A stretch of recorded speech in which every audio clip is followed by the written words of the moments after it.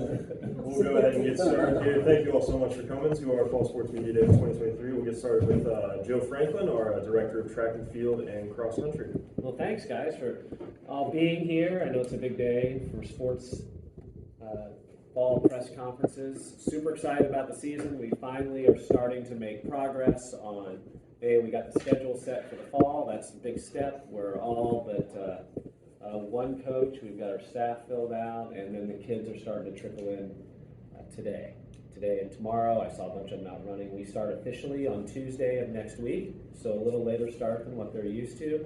That's by design. We hope to be running in June, which is a long season. So we want to make sure our kids get here and get prepared, but also be ready for 10 months from now when you have the Olympic trials and things like that. We'll start our season off with a small triangular meet at Eastern Kentucky with Eastern Kentucky and Kentucky, and then we'll wait about a month, then we'll do Live in Lou, and then we'll head to A&M, and then the conference championships in Tallahassee, and then the NCAA regional in Spartanburg, South Carolina, with the goals of getting some kids and possibly a team to the national championship. Those are the goals. Those have always been the goals at every stop I've been at, and as you guys know, I haven't been at many stops. So this is the third in, I don't want to say it, 30 years. So that's the goal, and that's the expectation for the team, to always strive for and be the best they possibly can be, and the goal of making national championships and representing the university on a first-class basis. Joe, what's been, I know there's been a lot of challenges since we talked to you last, but maybe what's been the one thing you've had to focus on? Has it been getting the staff together? It's just going through all the little things. I think I said before, the first time I felt normal when I was here for about 10 days was getting on the plane with Brian and Trey to go to Eugene to the World Championship trials. That's a comfort area. So now, fast forward, we're going on about week 7. Now things are starting to get familiar. So there haven't necessarily been any challenges, just changes that you have to adapt to. So we're slowly getting that. We're slowly getting the staff comfortable with each other, but it's super fluid in the office, which is awesome.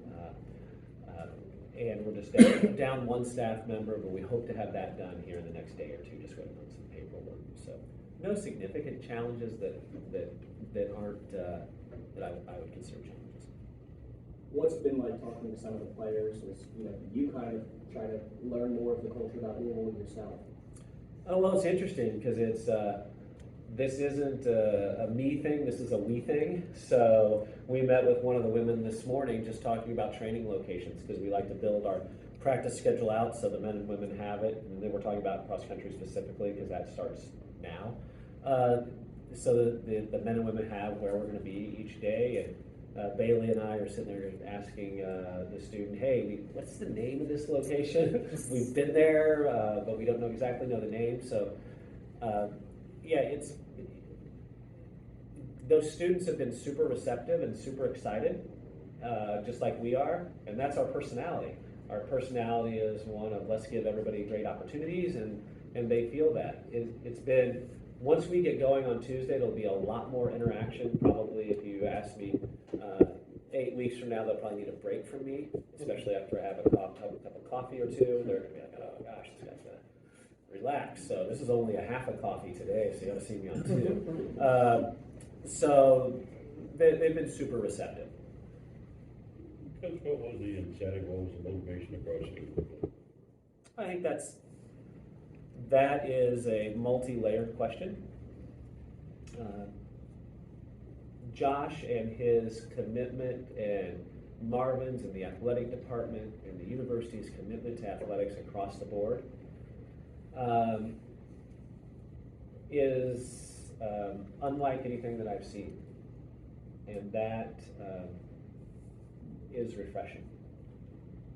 When you've been in this as long as I have, you want somebody with a vision. You want somebody that, as a leader with a vision, somebody where the university buys into that leader, where the city buys into that leader, and the state buys into that leader. and I see that in Josh. And so when I was going through this process, as you may or may not know, I'm not a job hopper. It's not who I am. So this was a unique situation with everything we need to be very good, and it's time to try something different and get this going. So it's the opportunity, it's the leadership, it's the university, and it's the state's enthusiasm for Louisville. We hear a lot about NIL and its impact, and particularly in football and basketball. Does it come into play in your recruiting, and if so, can you illustrate what impact it might have? It hasn't to date. That doesn't mean it's not going to, but it hasn't to date with NIL incentives and things like that. I've heard, everybody always hears rumors, right? Oh, the quarterback got $12 million to go to State University of football. Did that actually happen? We don't actually know because we don't see the contract. So we hear rumors about universities that have NIL deals, but we haven't lost a recruit because, in our sport anyway, we haven't lost a recruit because of NIL. Joe, you said you start next Tuesday. How do you feel, I guess, let's start with the women's side of things in cross country. How do you feel about what you've kind of put together? There's some returnees, do you have some newcomers? Yeah, we have 4 or 5 new transfers that are coming in right now. And we have a big group of freshmen, a really big group of freshman women that are coming in. So excited about it. It's going to be a learning curve for all of us. But the goal is not September 1, it's not September 28th, it's the end of October and first week in November. So that's a long time. The wonderful thing about our sport is we're literally judged on 2 or 3 competitions, and they happen at the end of the year. So we're not judged on what happens on September 15th. The women's team has some very solid women on the team, led by Riley Penn, who's transferring in, who's run 201 for 800 and 410 for the 1500, which is arguably the best returning NCAA middle distance runner in the country. So she's very, very good. And you couple her with everybody else that's coming in, it's a good solid group. The men's team is super hungry. They had a trip to Colorado together on their own accord and got an Airbnb in Colorado, and we're out there for a month, so they're super motivated. And for us to start on Tuesday, we're going to start with a light workout, find out who actually has been doing things, and then we'll build from there. We'll have this first week of kind of checkpoints to see where people are, and then we have to build, because we have about 85 days to go. So you build throughout that while trying to minimize risk of injury. Joe, is there anything for you that you're hoping to get like established in year one with your program and your culture here at Louisville? Is there anything like in particular that really stands out you hope can get accomplished with this program? Yeah, sure. I want students to understand that we're in this for them. That's what we do. We're in this for them and to give them every opportunity. So establish that belief system within the team and the men and women on the team that, hey, we're going to help you. If you want to go to law school, we're going to do everything we can to put you in a position to go to law school. If you want to make it to Paris in 2024, we're going to do everything we can to get you to Paris in 2024. Those are what I hope gets established, and that because with the new staff coming in, there's always that, oh, what's going to happen? What is that transition going to be like? And hopefully they get that, hey, we're going to do everything we can to get them to where they want to be. You mentioned during your introduction just the facilities that Louisville has that's comparison to where you've been before. How much really does that make a difference, and how much can even you as a coach take it to the next level when you do have everything going for you? Well, it plays a major role into it, but we are also, our sport is about relationships and building relationships with men and women on the team. Once those relationships happens, and then you couple that with the facilities and the infrastructure that's here, then the sky's the limit. But those relationships have to happen first. You could go through some of the universities in the country, and we all know this, that may have the Taj Mahal of football stadiums, but they get 60% capacity. So why is that? Does it have to do with wins, losses? Does it have to do with relationships? So in our sport in particular, and in individual sports, it's about relationships. Then you throw facilities and infrastructure on top of it. That's when the sky is literally the limit. What kind of impact does it have for a program such as yours to have an NCAA champion as you had last year with Academy? And is there a residual benefit from that? There is. It's instant name recognition, especially in that event area, the pole vault. And Brooke has come back as a coach, she's added to our staff, which is awesome. So that's an event area that we have a great history in, and we don't ever want to minimize that history and try to maximize on the success.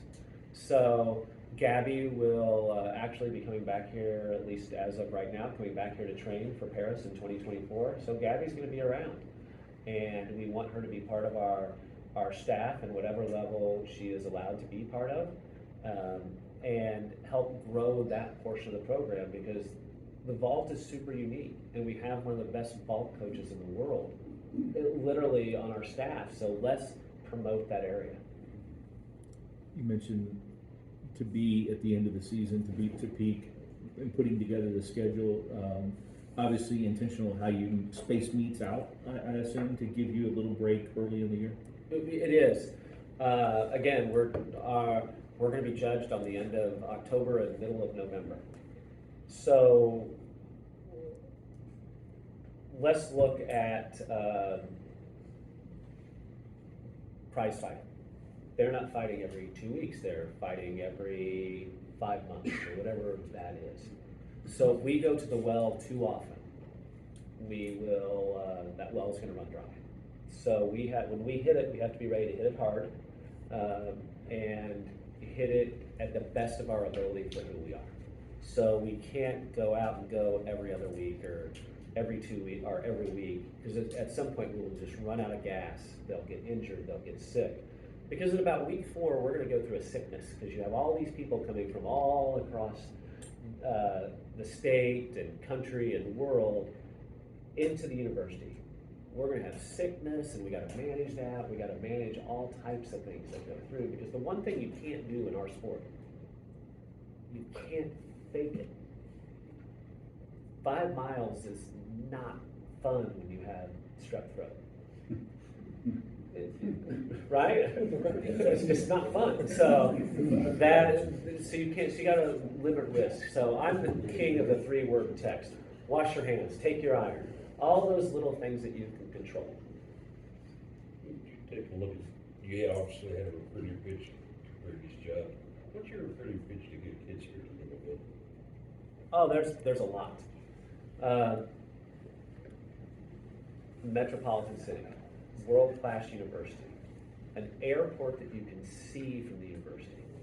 So think about all the places you've been, guys, all the sporting events you've covered. You ever flown in those major cities, then driven an hour and a half to go cover a competition?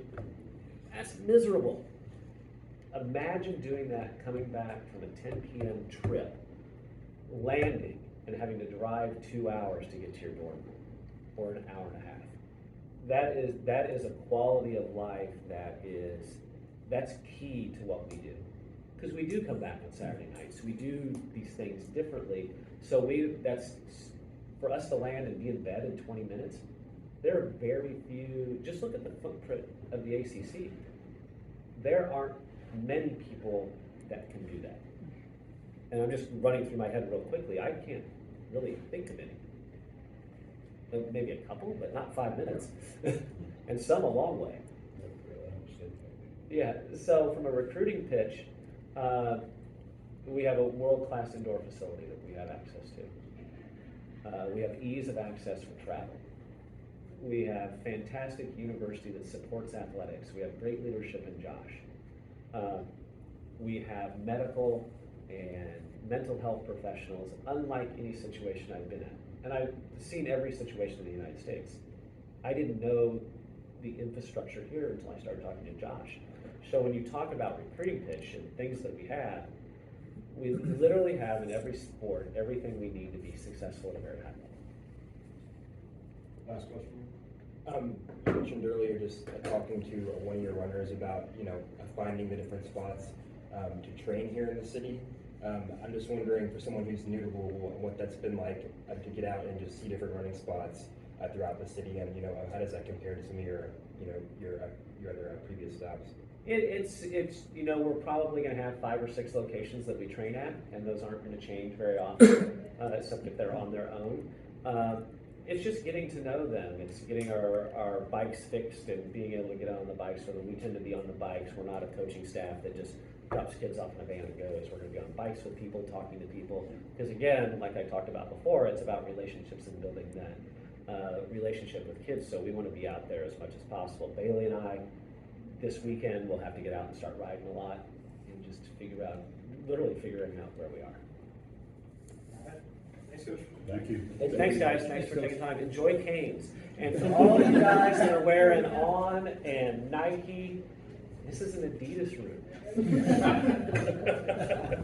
It's a sketch room for me.